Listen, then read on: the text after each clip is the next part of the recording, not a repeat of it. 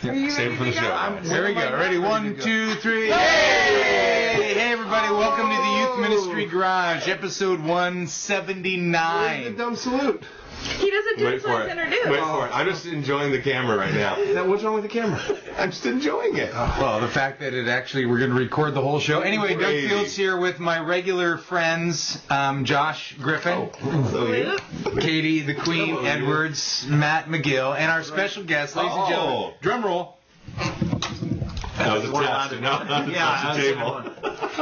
The doctor, the Reverend, the Honorable Mark Matlock. There you go. And the crowd goes wild.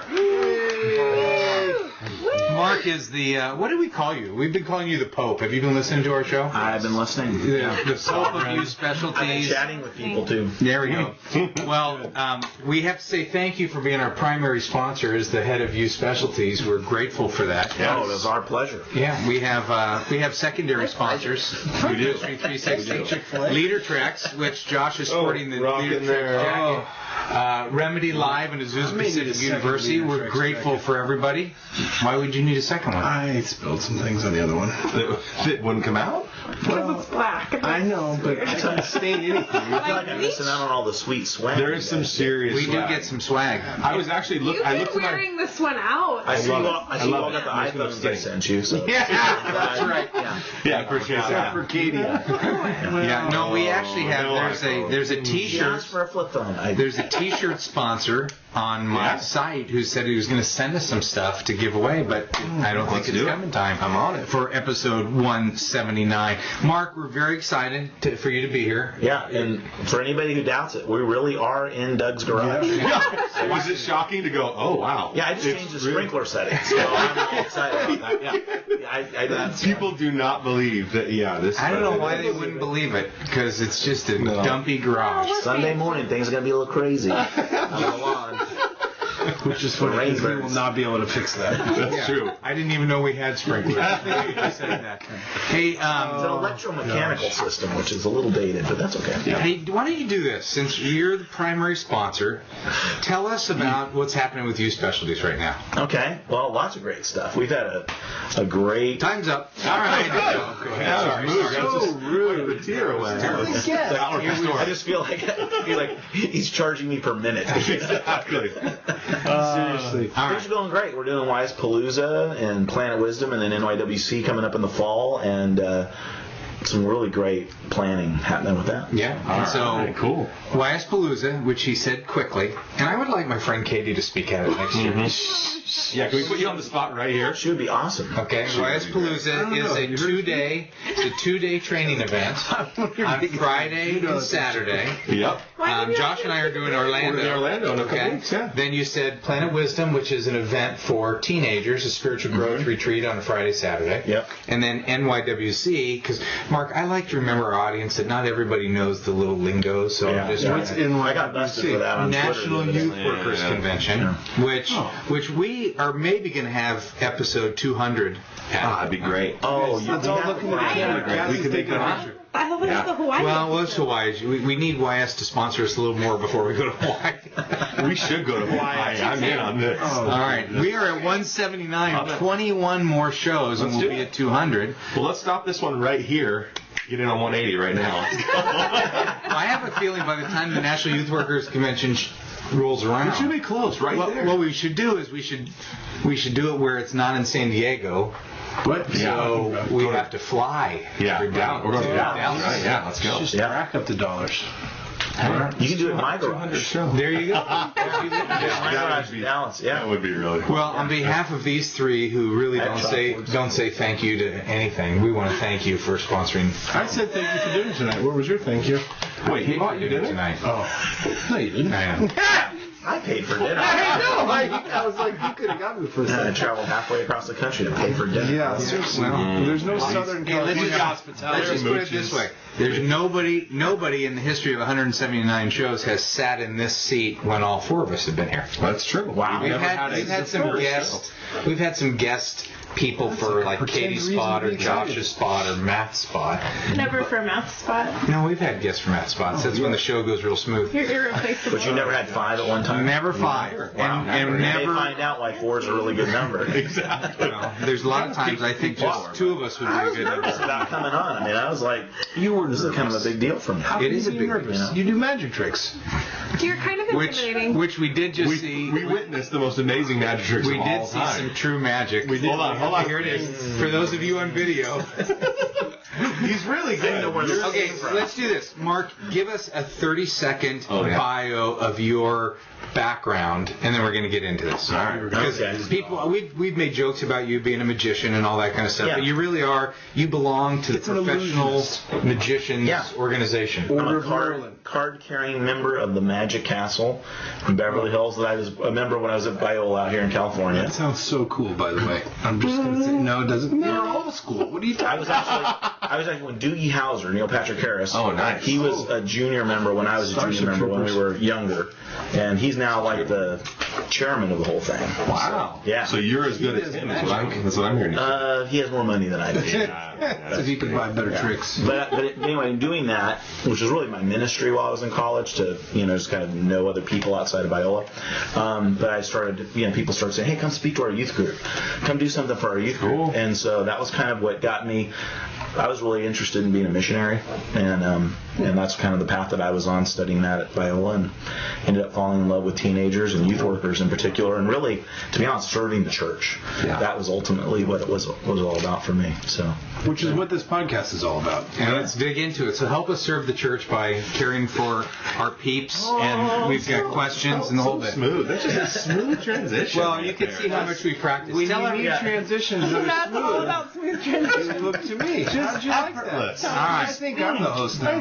Here we Most go. of the time while you guys are doing this, I'm in the chat room chatting Yeah, with you. yeah. So I know what people are saying right now and how little they're probably paying attention to what we're actually doing. That's why we don't do a live show anymore. Yeah, we gave up. Because the 6 people that watch live, we didn't want to lose them from the. We're out. All right, so here we go to Youth Ministry Garage. This is from Darren Chilson from Gastonia, North Carolina. Hey, Doug, please don't read my name. No. Hey, team, I was watching episode 177, and I'm skeptical of Doug's new filing system. I'm a rewind listener. Do you know what a rewind listener is? It means they went all the way back to the first show and sure. watched all of them. Yeah. And I've been These are listening. sad. Been listening for the past 2 years. I've sent in a question 3 times and it's never made it on the show, and I'm convinced it was lost. I bet this email gets lost. Proof that Doug's new filing system is really chum. he knew Thanks that for all way you hard. do. Your show has been invaluable to me as a young youth worker. And so, Darren, we would say it has not been lost. No, not at all. Just wasn't maybe. It wasn't good enough. There you go. It's a lame There you go. question. I didn't want to say it. You didn't want to I didn't I'll want to be say bold. it. But let's do this because Mark is here. Maybe it, All the views expressed here are not those of Wyatt. Okay, speaking of YS, questions let's were give this guy. I saw them. I begged them. Let's give him something from YS, Matlock, right? what do you want to give him from YS? Oh, yeah. You name it. You're the president. You're the guru. You're the pope. Oh, yeah. Go, say it, and he gets it. Ministry book. free. We're gonna get no. Come on, we're hurry, gonna give you. I'm trying to think of what we've got. Make it good. Yeah, I know it's got to be really good. We're gonna send you free pollution. $100 in current YS titles. Nice. How much? Wow, $100. That's crazy. And can we do something autographed? Just you autograph something random. I'll even send you a copy of my new book, Which is called what? Raising Wise Children. well, there you go. Raising wise children. Aren't your kids in foster system? No, that's not right. Well, when they get on Juvie, My kids beg me not to write that book, actually. They're like, Dad, do you realize what this is going to do to us? If you... I go, it's not about us. It's about what I've observed. It's about children, not you guys. How old are your kids? I have 2 teenagers, a 13-year-old daughter named Sky, and my son who's almost 15. His name's Dax. Oh, Sky and Dax. He's very Hollywood. Don't you think? very Hollywood. Yeah, he actually used to date Demi Moore. Yeah, the Magic Castle. They're like good names. All right. This is from Bobby Weiner from Mount Joy. Not possible. What's his last name? I'd say Wenner. Well, you would, but you don't host the show. There's an H in it. It's not as funny with these guys. Silent H. Hey, gang, today is a monumental day. My name is Bobby Weiner. He actually spelled out the pronunciation for you. Okay, thank you. He knew. Yeah. He knew. I knew you were going to hack it. I'm a volunteer youth leader from Mount Joy, Pennsylvania. I've officially become a Rewind member, which Mark is what? means that he went back and watched them all. We should give away a youth ministry certificate for that. You got that right. I started 2 Kind of like I years. did with the show Pan Am. I had to go back. Yeah, have to go back. So good. I started, you know what, I already got 2 guys that totally helped me the whole time as a guest. They could be a little nicer. You're going to be leading, he's going to be leading 2 days. I know you are. You always do. You're the queen. He's going to be leading 2 days of planning for the National Youth Workers Convention tomorrow in San Diego. Me and him are going down there. I'm going to interrupt the crap out of him. Yeah, I don't doubt it. With magic, that's right. I actually invite that. I started 2 years ago, and I'm an avid podcast listener. I downloaded all the episodes, and I started at 00 and worked my way through. And now today, after listening to episode 176, I'm officially caught up. Wow. Way to go. I have to admit, when I first started listening, I wasn't sure if I was going to continue. You guys have a bit of a harsher sense of humor than I'm used to, but the more I listened, the more I grew to enjoy your humor. Plus, I learned I have a lot in common with the 3 remaining original members. Who's that? Wow, R.I.P. Sorry, Kate. Yeah. Nothing in common. He's a guy. Yeah. So maybe he's talking about biology. And then he goes on to tell us all the stuff that he's got in common. But you can read that on Matt's blog. So there's no question? Here's the question. Okay. Our high school ministry on Sunday mornings is set up like this. We meet as a large group, which is typically 20 to 30 kids. Another guy and I alternate weeks doing a 15 to 30 minute opening to introduce the topic for the morning. Then we split into small groups based on age and gender. Is everybody tracking so far? Yeah, and so Large group. I'm in charge of the 10th through 12th grade guys, and I've been having trouble getting them to talk in this time. The group is made up of about 4 to 7 guys who all tend to be very quiet. I, of course, have analyzed my own skill in leading the group, and I know I'm not God's gift to high school small groups, but I've also had other leaders observe how I'm unfortunate to have a group of non-talkative guys, so it's not just me. Most Sundays it ends up just me doing all the talking, and I'm doing my best to stretch it out to fill the allotted time. Any advice on how to get a group of non-talkers to open up and contribute in the conversation? That's a great question. Great question. That's a great question. well, Katie, what would you do? No, original Original numbers only, guys. We're Original gonna numbers sit this one only. out. No. That was funny. Well, here's what I would do. All right. And I use this when I've got people that talk too much too. But I have Both people. ends. It's like a cooler. Yeah, well, I mean, yeah, you can use it in a lot of different to just control conversation. But I let them write something down and then share what they've written, and that way it's a little more. They have to articulate their thoughts on paper first, which is a little helpful.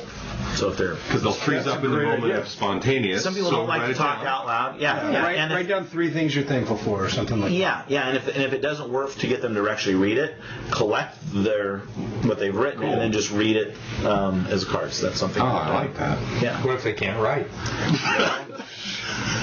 What if they've got nothing but that naps happens. on their hands?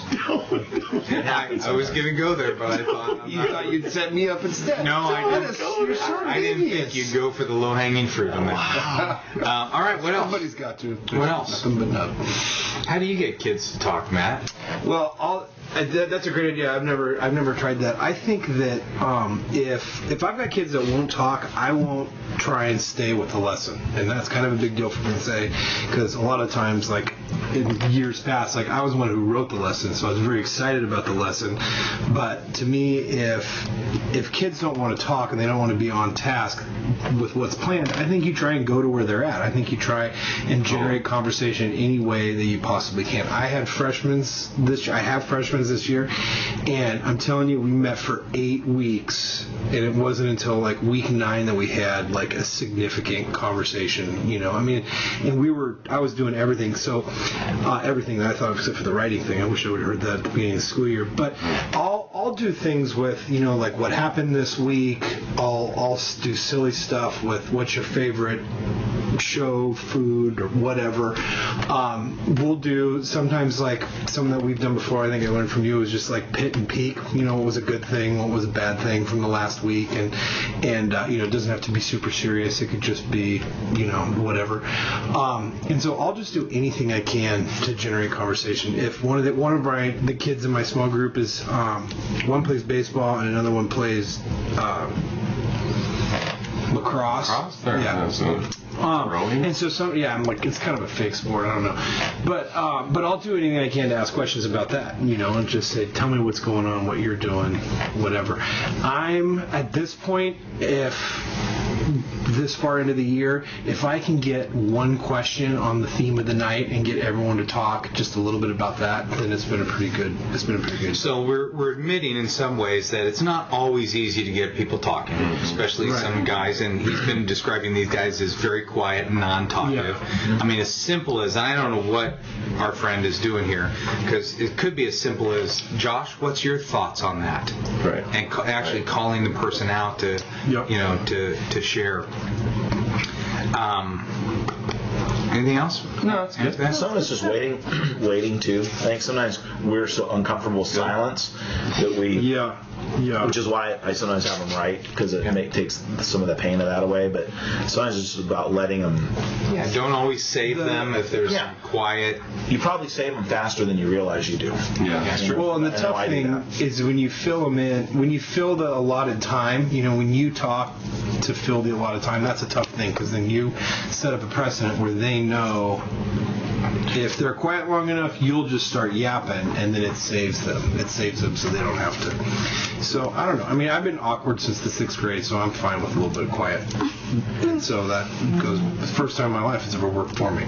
Yeah. Make sure the questions are good, too. Sometimes we ask bad questions, that we don't even know how we would answer them. Yeah. And so they're sitting there going, I don't know how to answer that. And you can also signpost by giving them little examples of how they might answer it, too, just to kind of prime the pump. Yeah. Are you still wounded and hurt a little bit, Kenny? Over what? What was you wounded on? Because he said original members. How was the original member? I'm answering this question. Yeah, that's right.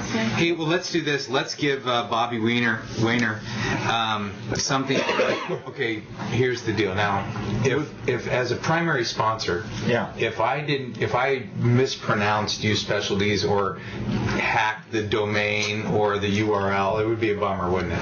Oh yeah, I'd be very upset. Yeah, you can tell. Because the last couple times we've talked about our friends from Leader Treks and Youth Ministry 360, and we've talked about their it's dnowonline.com. We were saying dnow.com. What is dnow.com? I don't know. Maybe it's a porn site. Hopefully it's not. Yeah. But it's supposed to be dnowonline.com. So we're going to give this guy. Let's give him a dnowonline.com free registration. Where's it from? Do you know about this? dnowonline.com? I do, yeah. The YM360 guys are geniuses. There's nothing happening in the youth guys. ministry that Matt Lock doesn't know That's about. true.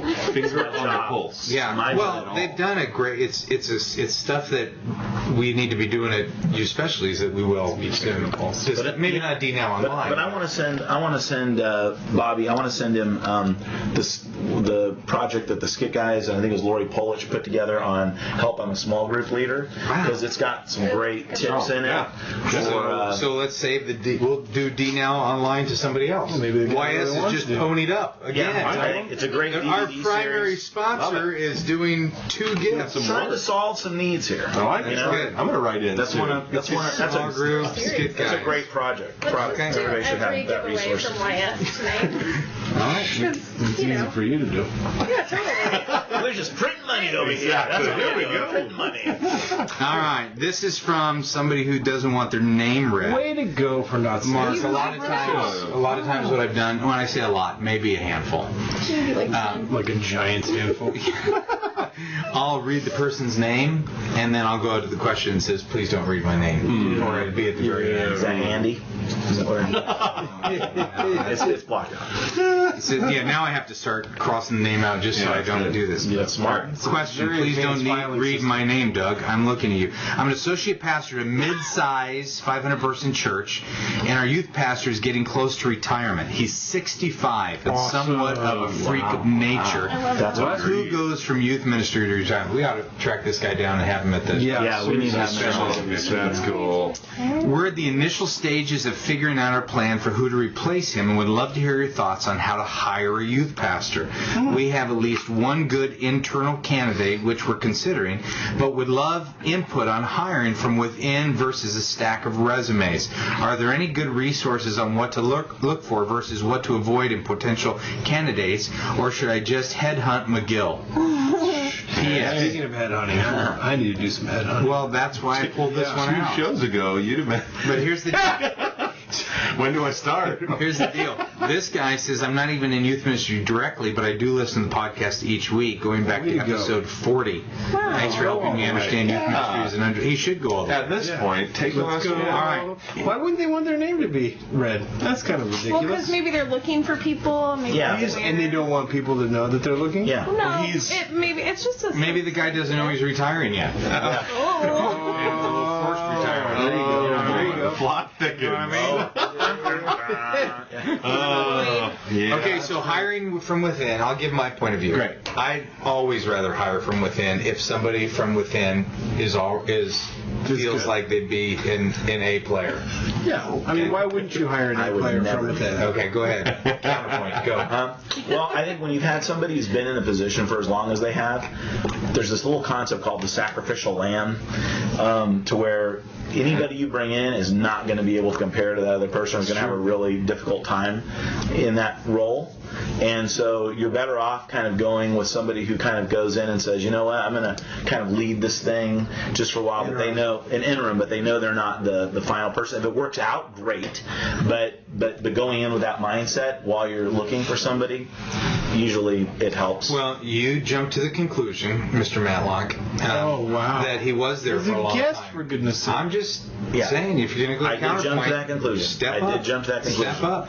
It doesn't say he's been There's there just- for a long time. It just I says just he's know near right retirement. now. I just know right now there are some really great people in youth ministry that are looking for jobs. Yeah. But And how do you know there's not somebody really great with him? oh, there might be, and I think that it's always nice when somebody already knows the culture. But it just depends. Josh on the dynamic. Griffin is doing a stunning job as the high school pastor at Saddleback, and he was a hire from within. He was kind He of off started to the out side. as a hire from without. Did he replace you directly? Not There directly. was somebody else in between, wasn't there?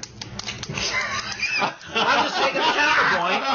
I'm just saying. There was two somebodies. There was me, and then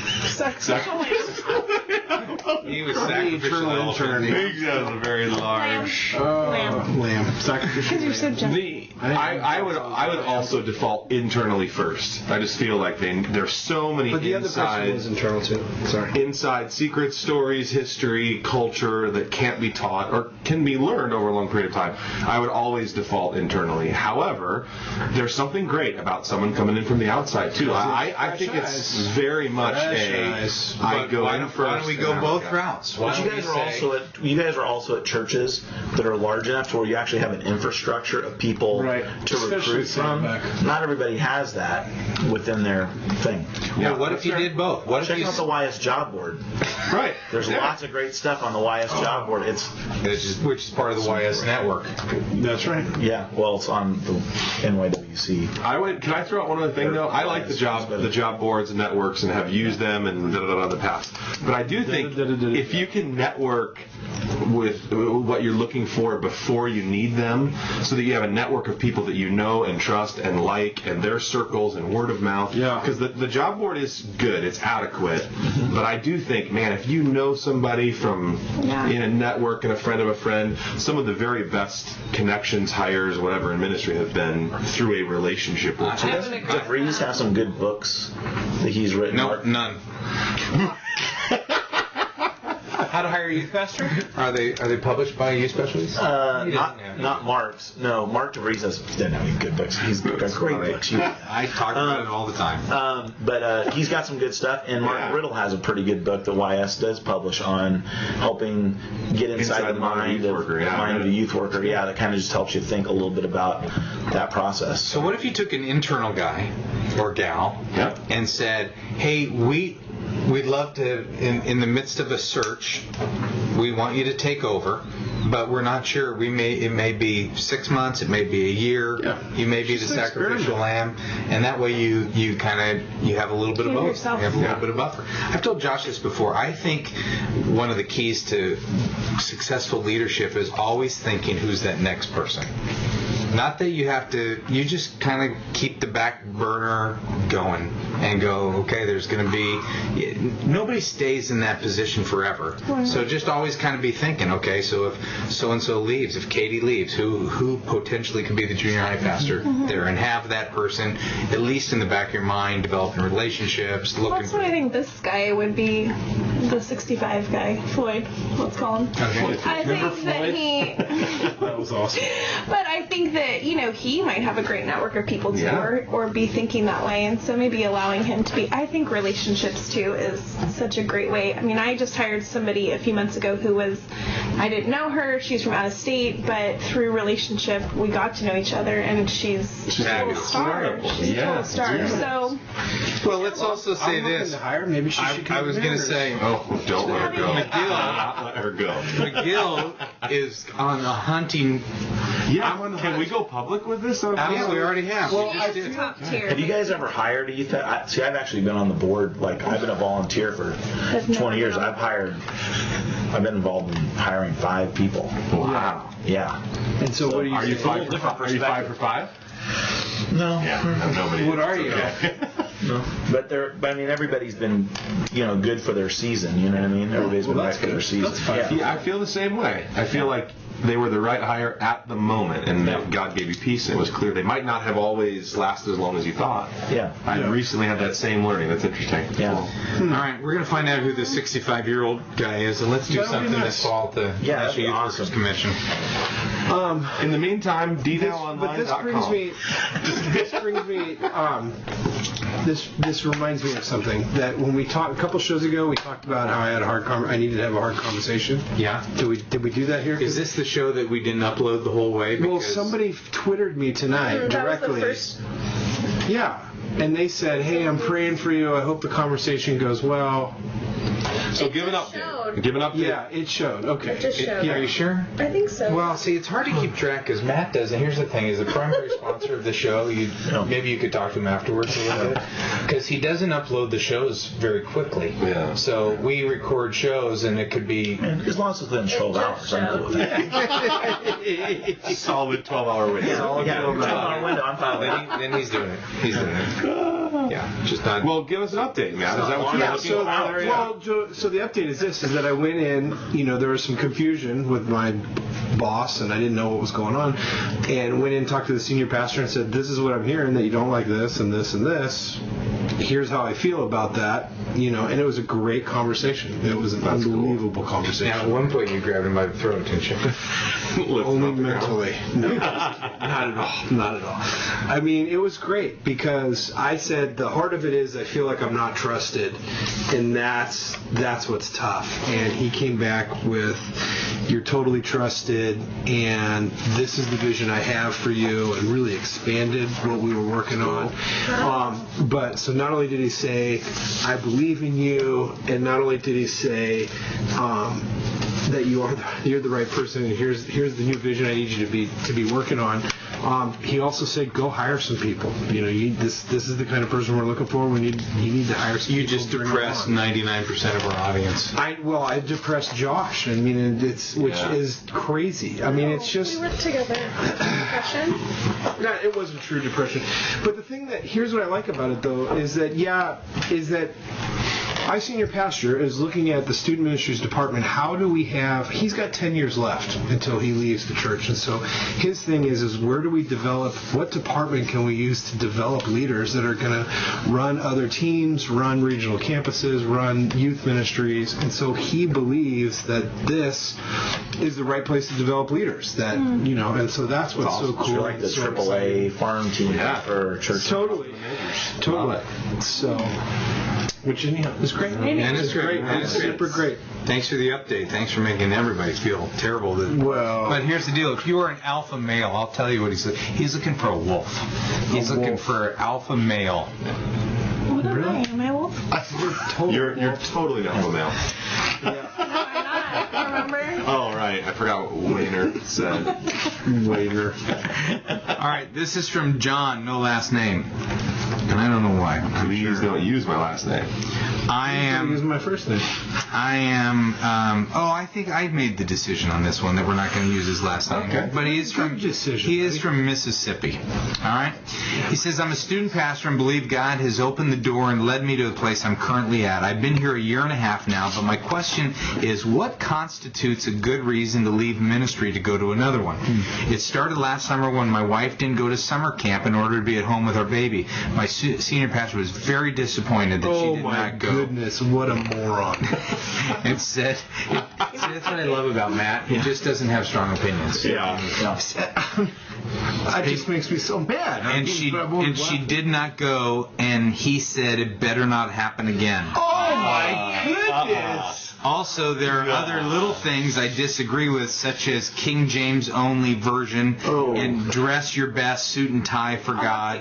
Additionally, I want to start my best. I want to start a small group home Bible study in place of Sunday school because it's not accomplishing its purpose for our student God ministry. has called you to another church. My pastor told me no because he did not like home Bible studies due to the fact that it may cause a church split. I tried to just hold them another night of the week, but students are just so busy to attend. I find myself frustrated over these little things, and I feel I could do more effective ministry elsewhere. Are these reasons to leave, or should I submit to authority and trust God to work despite these issues? Well, I mean, I responded saying everything about my disgust for the senior pastor, I stand behind that 100%. Is it time to leave? And I say, yes, that was a joke. So just clearly say. I think we've talked about this a lot over the last 1 million shows that we've done, and I think that it's the right tension to have, because if you just want to take off because you're feeling a little bit of frustration, you're going to continually go from place to place to place because there's frustration everywhere you go. And so I think that even though there's frustration everywhere, if you've been living with this tension for a really long time, and I don't know what long time is, you can't put a number on it, then it is time to look and to consider and see what might be there. I mean, you're going to say your story, right? Where you hung on, you tried to really... I would say my story at 7.5 years at a church described exactly like that. Tough senior pastor relationship, KJV only, suit and tie, etc., etc. That is my church. That John could be the youth pastor who followed me there. Yeah, I would say it's not time. Those aren't reasons. But you don't know how long he's been struggling with it. Yeah. I wonder how old he is too, because I think I find that when you're a younger leader, sometimes God puts you in these situations so that you can really kind of orient. It's kind of like a authority challenge in your life, and you work through that. I remember when I was young in ministry, I was working for somebody that I didn't enjoy working for, and I told my dad it was unfair. They brought me in under false pretenses, and I remember him saying, Mark, this is a problem that's kind of followed you through life. He said, you had some problems with teachers in school over certain issues and things like that. And he goes, I think you need to stay, and until you can really serve to the Lord and not let this affect you, then you're free to move on. And it was hard to hear your dad say that because you're wanting him to just back you up and go, oh, that's right, he shouldn't. But I was like sitting there going, man, he is. Dude, yeah, you just punched us all in the gut right there. That was awesome. But it was a really powerful moment for me. In my, I really felt like after that moment there was like a new level of plateau of leadership for me. So I just say you gotta weigh that. Yeah, you gotta weigh that. You know what I mean? You don't want to become bitter, and I think that's the thing is you gotta resolve that. But it may be that you go to another church and you find yourself in the exact same situation. And I see this happen. 20 years, I've just been traveling around the country working with churches all over. I see some youth pastors that have just the same problems have followed them from church to church, and I'm kind of scratching my head going, are you not seeing the pattern here? God is trying to refine you, and he's bringing some of these leaders with their quirkinesses in to help you have a breakthrough so that he can use you even more powerfully. And so just test that and go to people that know you well, that you're close to, and have them kind of examine it, because we don't have all the information. So would you say that Matt is almost 40 years old and he still has authority issues? Yeah, what's wrong with that? Does that mean he didn't learn his lessons? it's not always about learning a lesson, but it's about something that God puts in your life that gives you an opportunity to like excel and jump to another level of. Well, and I mean, and it's a joke, but it's also serious, which is the best kind of joke. Is that I mean, I have a total. Just in case you didn't know that. Lesson there for all of us. Thank you. You're welcome. You're welcome for that. But yeah, I mean, I have a total problem with authority, and so if I don't respect the person that I'm reporting to, it's really difficult. Yeah. It's really difficult when I respect the person. I mean, right? How hard was it for you?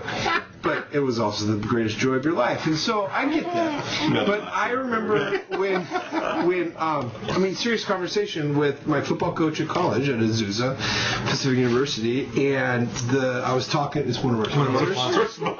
Not one of our primary sponsors. No, just their sponsor. But like D now online. but I had huge problems with the offensive coordinator. I mean, which we don't need to go into, as hard as it is for me not to go into it. But I remember talking to the head coach, and I said, "But coach, how can I play for somebody I don't respect?" And he actually looked at as the most gracious, godly man. Horrible head coach, would rather have Bible studies than win games, which was unbelievable. Very nice man. He looked at me as if I was the biggest idiot in the world. Like, McGill, you're going to have to learn how to work for people you don't respect. And I just like, he might as well have been saying like heresy, because that was just ridiculous. And since then, college, I've learned a little bit. But it's hard. I mean, it's hard because there is an extreme. Because if you're getting used and abused, it's you can only take that for so long. I agree. I would just say some of these things John would have known beforehand. He would have known they're King James only. He would have known it was Sunday school, not small groups. He would have known the suit and tie stuff. So some of those things that are more grating now, it's unfair for you to lump those into a poor relationship with the senior pastor. Right. I would say go after this relationship with the senior pastor. Explain the importance of your wife and son or daughter. No small groups, because there's going to be church. Did you do that and with honestly, your senior pastor? Yes. Did you go to him? Yes, and I would say it was the most difficult. Really, I learned. I don't think I've ever said this out loud before. I learned as much what not to do. Gosh, I'm here for you, man. Thank you. No, you have said this before. This is a good point. I learned as much what not to do from this man than I did what I should do. And it shaped me so much, and I needed to stay there 7.5 years, same church, through the ups and downs. Till you got a better offer at Saddleback. Thank the Lord. But no, but it was external hire. But I think there's something really valuable about. Wow. I think there's really something valuable about fighting through some of it and not taking, because your first instinct is your flight. You're out, and I think maybe you need to fight a little. But there's also it may only be like 3 to 6 months. It's not like you have to be there for 7.5 years, but there may be just something to hang in there. And I would say I saw God work absolute miracles in the senior pastor and I's relationship and life, and that church did not change at all. And the youth ministry was definitely one way, and it wasn't like we all lived happily ever after. We ended differently, fine and good, but differently. Church split? But no, but God healed us in a lot of ways, and I don't know. I just don't run. Just don't run. I think youth workers, from my own experience, and I say youth workers, I mean me. Your first instinct is, this sucks. I'm going to go somewhere that's better, and I'm not sure that's the right default. Yeah. When God's refining you, He will keep refining you. Yeah. He will. Don't learn that lesson. And it escalates usually too. I mean, it sometimes gets more and more intense. And it's hard to say, like, and then one day I knew, and it was time. Like, I knew for 7 years that I was going to leave that church. So I don't know if there's a magic, but.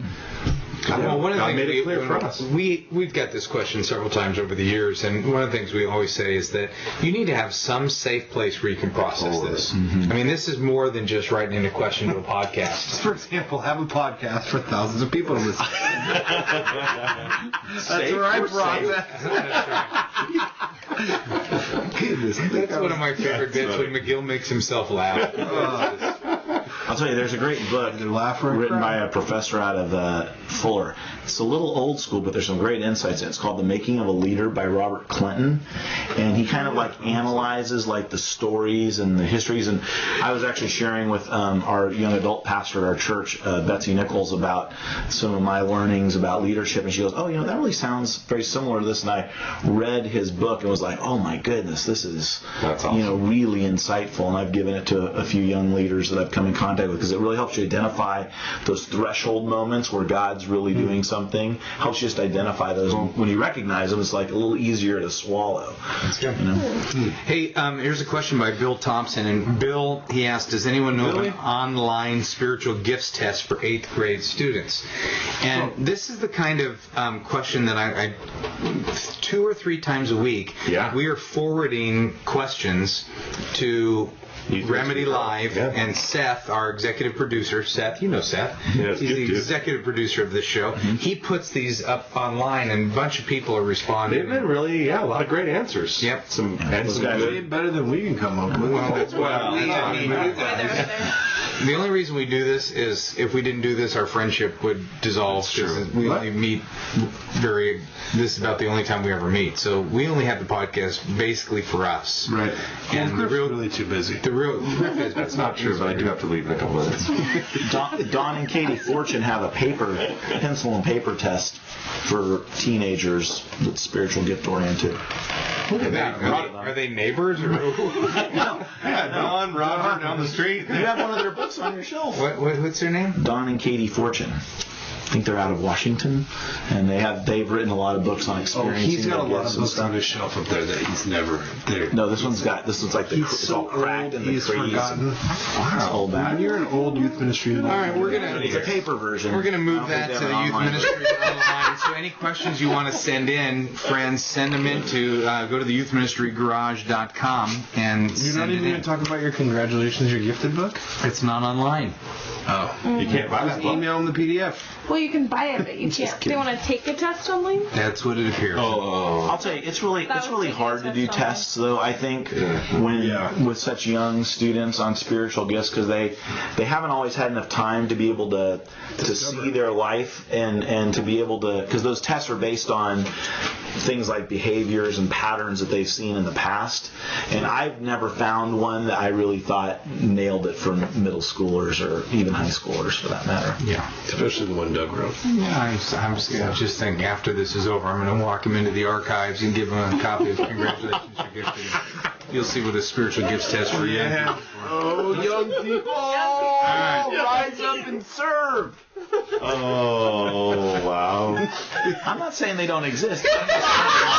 You've never seen one. I've never seen one that just really did a great job. Like I said, you haven't seen them. Not because of the test. Speaking of young people rising up and serve, Miguel, are you bringing your kids to student leadership? I did last year, didn't I? We're partnering with Youth Specialties to do. What are the dates for that?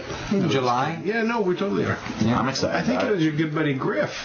Oh, that's right. The one that you hired from the outside. You don't even really hire people from the outside, and you still brought them on. The one exception. That's right. Seems like it panned out pretty well. You see that knife? Is there a knife back here? Is there a knife back here? Yeah, you just twist that, pull it out. He showed up for a 20-minute Q&A session, and that was all you got out of the Griff. That's right. That's right. You know what? I taught a workshop, too, just for the record. Can I give away like a registration to your thing? Sure. Oh, now we're talking. Yeah, absolutely. Sure, on your show. Actually, this is his show. Yeah, what are you talking about? Thank you. You see how big that chalkboard is? All right. Can't thank you enough for this person is from we'll just say he's from California. All right. For the chance to engage in ministry and laughing with you. On ministries, it's important to get a good fill time as often as possible because of how draining ministry can be. I can honestly say your show is a huge source of fill time for me while I drive to work each day. My question is this. Just filler time. I recently was brought into a situation involving a student being the victim of sexual abuse. The authorities had been contacted and the legal system was underway prior to my involvement. But now I'm here with with a student and a family who is hurting? How can I best help and walk alongside them through this? It's a first for me in my 8 years of ministry. The sad reality is it may not be the last. But your insight is always appreciated. Thanks, and sorry my question is a serious one. I would much rather have written in with a joke about McGill's indigestion or even bet against Josh for a lunch at Outback. But what can you do, right? Maybe next time. Thanks again. All right. That's a hard one. I'm offended. Katie, what do you think? Well, I think, reaching out to the student and the family, spending time with them, that's the type of situation that, time is really the only healer in that. I mean, obviously, spending time praying for them, with them, I just think time together, relationship, I think even too loving on the family separate than the student, because the family's going through something different than the student's going through, and so loving on them, helping them process, being an outlet for them. It's a hard subject, and so I think a lot of times people don't want to talk about it. With the family, sometimes other family members or friends kind of tend to shy away a little bit from the scenario. So I think be someone that's available to talk and love on them in any way. Yeah, this is it's not an easy one, but the reality is statistics are about one out of every 3 kids has had some form of sexual abuse. So, we would also encourage you in your youth ministry environment to be talking about some of the hurts and pains that are related to that. So, especially this kid doesn't feel that they're in an isolated situation. They're actually not alone at all. But this is one highly relational, spend a lot of time, encourage, et cetera, et cetera. Well, you said that's the first one that you've dealt with it. It's probably the first one, not the first one in your ministry.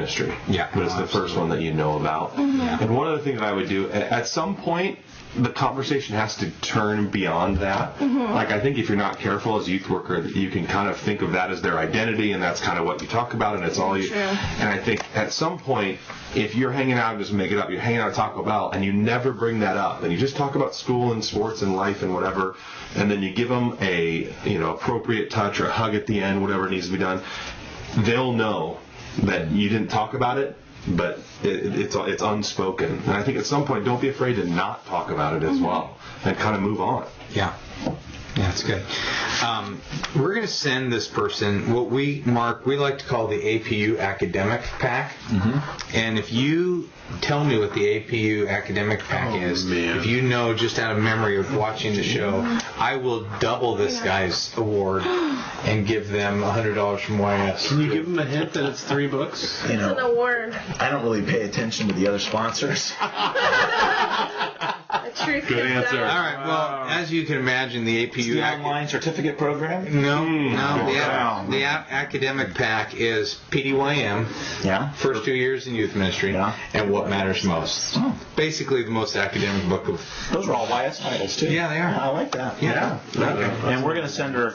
Let's send her a copy of Secret Survivor too for the. You were making my job a lot more difficult with all these YS giveaways. It's about time to do something for this podcast. I've uploaded videos. That filing system doesn't make it difficult enough. Half videos. Real quick on this one. All right. Okay. Go ahead. No, dig in. Come on. No, person's hurting. I think the tough thing is the quick and easy Bible verses and the cliches and the there's a reason for this. That's good. I mean, it's just because this has been a hard learning for me, but just because something's true doesn't need to be. It needs to be said, and so I don't admit that on the pretty revolutionary. That is going to be a sound That is bite. almost equivalent of me saying sorry for something, but I still haven't done that yet. There's time. But I think that like the platitudes, the cliches, there's really no place for those in the beginning.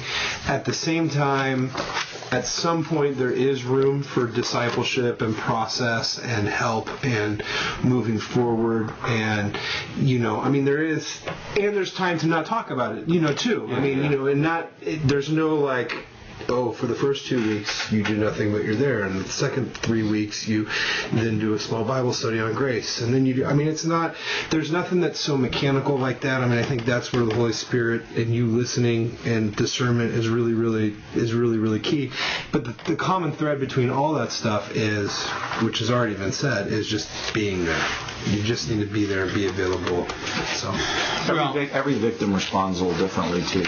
yeah, You know, I mean, the way God chooses to grant them certain graces and mercies and things like that is different.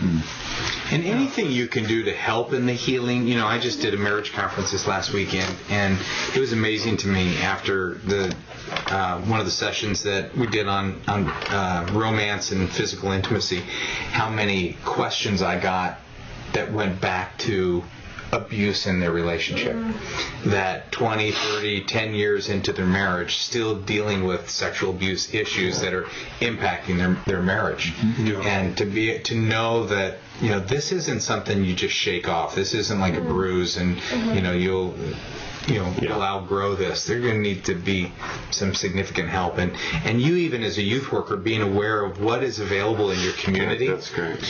What counselors are out there, you getting some help, bringing in a counselor, a local counselor who would come in for free to talk to your volunteers and to your students about it. That counselor will do it for free because he or she knows that they're going to get referrals out of this, and keep the conversation going towards help and healing. I think too, like something that has worked for me, and just my memory with stuff, because I think a lot of times when the initial trauma happens, everybody's all over it, and then it's like 3, 4, 5 months where people kind of forget and they move on. To even just on your calendar or your phone or something, like 2 months from now, kind of putting a little reminder of check in with so and so, or check in with the family. I think that's been helpful for me in my ministry. That's really, really good and practical. I think one of the hard things is just seeing girls that have been abused, particularly I've seen it with girls, just where they think, well, no guy could ever love me, a decent person, so they kind of allow people to trash them and guys to take advantage of them. And there are predator guys out there, I've talked to them, who they can go into a room and they can pick out the girls that they know I can totally mess with. Castrate those people. And so we have to really, watch her life and just try to help affirm that in her so that she doesn't do that. Good. Just making sure the red light was still on. We're good, guys. Yep. Still there. Yeah, that's Katie's job. Of course it is. I know, that's Katie's job. It failed. She failed every week. Let me tell you how we've delegated Last week I responsibilities, okay? failed. My job is to read the questions and prep the show. Matt's job is to upload the... Clearly the lion's share of the work. Why am I on okay. this show? Josh is co-host. Eye candy / he writes the little bio for each show. Katie's job is to watch and make sure the red light stays on. And so far, I failed twice. But see, Just stare at the red So you keep talking as long as the red light's on? Yeah. Whether people are watching or not, you just... the memory card's full, we call this it. last show that just got uploaded was half a show.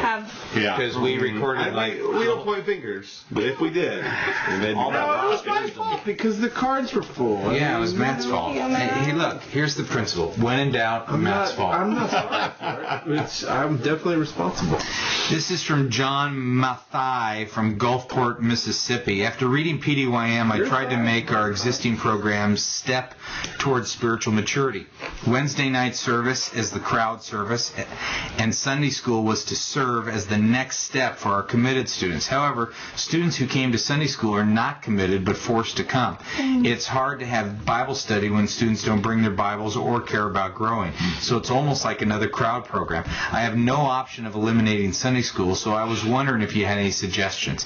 It seems pointless to have 2 crowd programs a week, and students are too busy to come out another night. How can I keep students moving and break their apathy? It's a good, classic PDYM question. Great question. Katie, do you want to take it?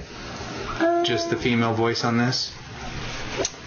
Yeah, I mean, I think Sunday school, could become, maybe take it in more of a small groups direction. If Wednesday night has to be your crowd program, because that's where the crowd comes to, Sunday school, I'm I've never done traditional Sunday school, but from what I know of it, there's probably some movement that can happen within Sunday school, and maybe putting them into small groups with an adult could get them opening up, building relationships, and it doesn't necessarily have to start out really in depth, but it could maybe, once those relationships are built, move more towards growth and something that you're looking for. So that would be my suggestion. I love that the guy is thinking that he sees 2 crowd programs. I love that. And I would figure out, how do I make Sunday morning, if Wednesday, same thing as you, Wednesday's my crowd, Sunday, how do I move it to a committed level?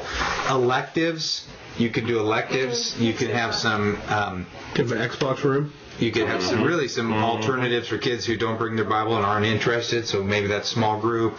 Maybe there's other growth-oriented deals. If you can't change Sunday school, I would begin to shape Sunday school for who my audience is. If they're non-Christian kids who are forced to attend, I would change my program. This would be a good question to post up there Yeah, on this would the be Youth good. Ministry Garage Let's blog. do it. Let's do it. Because I know through the years, we've just talked to a lot of people that have really Yeah, worked hard on it. worked hard to make Sunday school awesome. Yeah. And So this is going to go to the Youth Ministry Garage blog. Yep. But we're also going to send this person from our 2 wonderful co-sponsors, Youth Ministry 360 and Leader Treks, which Josh is sporting a nice jacket. Some props from D Now Online. Oh, that's great. So whatever they want to send them. I love it. Okay? Let's end with DNowOnline.com. I always like giving kids patches when they bring their Bible. Nicotine patches? Stickers, Yeah. sashes. Yeah, well, you're talking to King Homeschool right now. So. 1 year. They won't let it down. Yeah, They won't 1 let year it every year. 1 year for like 4 years. 1 year. Whatever. 1 year at a time. All right, you guys want to do one more question, or we call it Red light quits? says I'm yes. just so nervous that my wife is not home and the babysitter has me left. texting. Can I just look at my phone and I'll be ready to go for 5 more questions? Oh. Thank you. Wait, is that all it took to get your phone? That's it? That's good. Great. Sorry? Play the family card. Yeah. Well, Crisis averted. Yeah, that one always works. Oh. All right, here we go. From Mike Coghill, Columbia, Missouri. Last question, Mike. Hey, guys and Katie, my name is Mike Coghill, and I'm the youth minister at Fairview Road Church of Christ in Columbia, Missouri. Because of Josh's suggestion on morethandodgeball.com, Oh, crap. cha-ching, insert plug for Matt's blog here. Love God, love I students. love students. .com. Oh, yeah. Blog 3 times this week. Anyways, because of a suggestion from Josh, I recently read Sticky Faith, the one for parents and youth leaders. I really enjoyed this book, and I recommend it to every parent I see, whether I know them or not. One thing this book showed me was the importance of parents being involved in their child's faith. So now I try to encourage parents to take a more active role in their child's faith. The problem, though, is that I'm a young youth pastor. I'm married, but I have no kids of my own, so it's hard for me to encourage parents to be involved in their child's faith development, let alone help them with their children. I recommend resources that I come across, but I feel like I don't have enough credibility to help and encourage parents. I understand a big part of this is because I don't have the experience of being a parent, but I was wondering if you had any tips or advice. Thanks for everything you do. Get the senior pastor to say something. I mean, We're hooking them up with the Sticky Faith DVD. Yeah. Here we go. Actually, you're giving away the you can have this. We need to get you here all the You time. can have Kara Powell teach for you. Yeah. And that's good. So strong. Yeah. That Okay. is- YS. Do you at least want to take a YS second to... Pope Guru. That's right. Well, People in my office are going to be like, yeah. what? Exactly. So why don't we do this? What are Let they gonna me do, let me fire give you? you my boss. 2 cents on this. Just because you don't have any children, you don't tell parents how to parent. So start there. But you have a ton of credibility to encourage parents. Absolutely. So you're Street cred, even. That's what they call it. you have street cred, Mike, in Columbia, Missouri. You're a youth worker. You spend time with teenagers. So just don't tell them how to parent because you don't have credibility with that. And if you try to tell them how to parent, they're going to laugh at you. But you can encourage them. You can send them data and coaching and put books in their hands and everything you're doing right here. Have parents lead this class. Have parents lead the class with the DVD that Reverend Matt Matlock is going to send you, and let parents be the experts on that. Well, I think if you can find a couple that has raised great kids, maybe they're in college or just early young adults, something just past where these teenagers are, that'd be a huge win too. Yeah, like definitely. these people know they did some things right. Yeah. They raised good children. I think communicating to parents that you are a partner, and part of your partnership is you want to supply them with things that you know are in the teenage world, and whether that's culture or parenting stuff that is great. I mean, I think continually communicating to parents, hey, we're partnering. So, how come, what I was saying quickly on the senior pastor thing, were you shaking your head no, or were you What senior thinking pastor about it? thing? When I said, why not ask the senior pastor? Oh, I was going to make a joke this? about senior pastors' kids not turning out well, but so I opted out. You of that. decided to opt out. Yeah.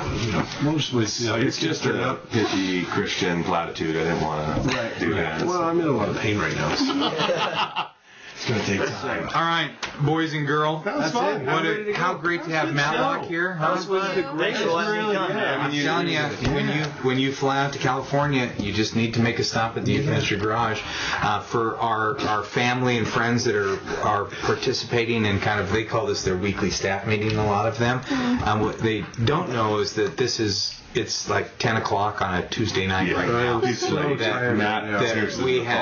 we had to pick a different time of the day, because normally, Mark, we do like a Thursday afternoon, and you hear trash trucks and the UPS trucks. This has been the quietest show. You really have. You really have. We should be changing to the midnight garage.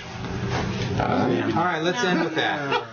Maybe your filter's not working as well. The humor filter's never. What filter? So, Mark, the four of us, on behalf of thousands and thousands of you members that have listened to the Youth Ministry Garage over the many, many 179 episodes, thank you for your primary sponsorship, for believing in what we do here, and for caring so deeply about helping youth workers.